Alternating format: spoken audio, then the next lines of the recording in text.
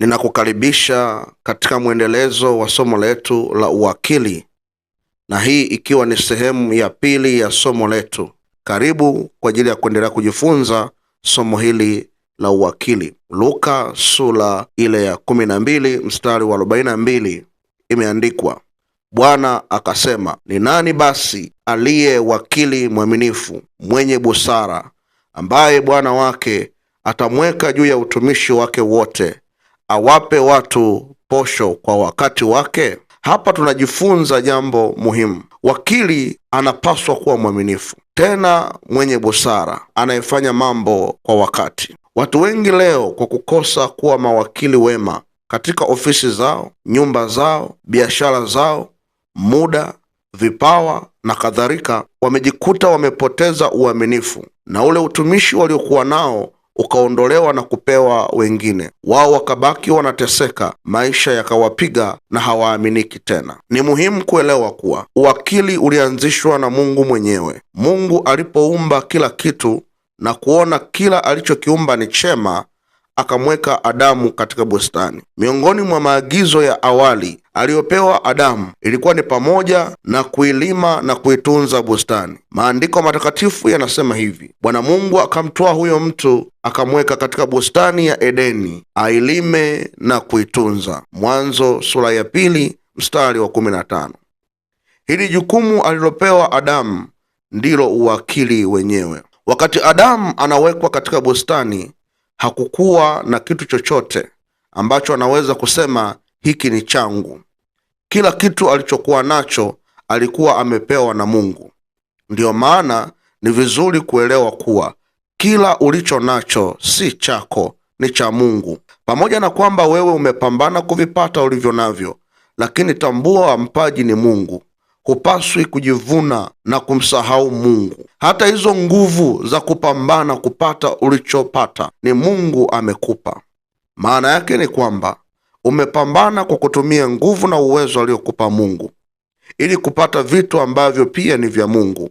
Ukielewa hili, utamheshimu Mungu na kumshukuru sana. Tunaposoma maandiko, tunapata uthibitisho kuwa Mungu ndiye mmiliki wa vyote vinavyoonekana na visivyoonekana. Tutazame mistari kadhaa. Zaburi sura ya 24 mstari wa 1 imeandikwa, nchi na vyote vijazavyo ni mali ya Bwana, dunia na wote wakaao ndani yake. Hagai sura ya 2 mstari wa 8 imeandikwa, fedha ni mali yangu na dhahabu ni mali yangu, asema Bwana wa majeshi. Matendo ya Mitume sura ya 17 mstari wa 24 mpaka ule mstari wa 25. Mungu aliyeufanya ulimwengu na vitu vyote vilivyomo, yeye kwa kuwa ni Bwana wa mbingu na nchi, hakai katika hekalu zilizojengwa kwa mikono, wala hatumikiwi kwa mikono ya wanadamu, kana kwamba anahitaji kitu chochote, kwa maana ndiye anayewapa wote uzima na pumzi na vitu vyote. Ukisoma mistari hiyo, utagundua kuwa Mungu anamiliki kila kitu kinachoonekana na kisichoonekana. Hata pumzi na uzima ni yeye anayetupa. Mungu ametuweka duniani ili tuwe mawakili wema wa vitu alivyoviumba, yaani tuwe mawakili wa maisha yetu, wa vitu vyote alivyoviumba na kwa watu wengine pia. Neno la Mungu linasema, mtu na atuhesabu hivi kuwa tu watumishi wa Kristo na mawakili wa siri za Mungu. Hapo tena inahitajiwa katika mawakili ndiyo mtu aonekane kuwa mwaminifu. Sisi ni mawakili wa siri za Mungu. Tunapaswa kuonekana hivyo na watu watuone hivyo. Kila mwanadamu ni wakili wa Mungu juu ya yale yote aliyokabidhiwa na Mungu. Mwanadamu amekabidhiwa siri na mausia ya Mungu ili ayatunze kwa uaminifu. Mungu alimuumba mwanadamu kwa namna ya pekee na ya kutisha, tofauti na viumbe wengine.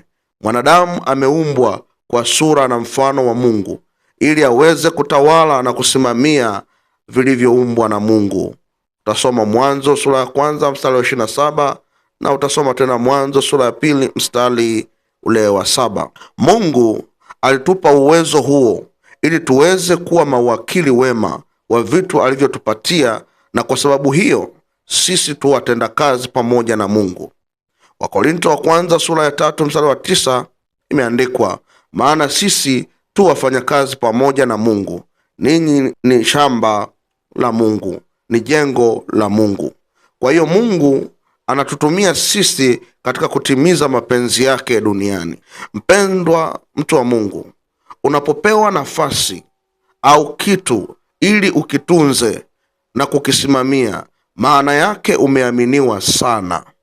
Uwakili unafunua na kuelezea kwa kina utii wetu tulionao kwa Mungu juu ya vile vitu ambavyo Mungu ametupa ili tuvitunze, tuvitumie na kuviendeleza.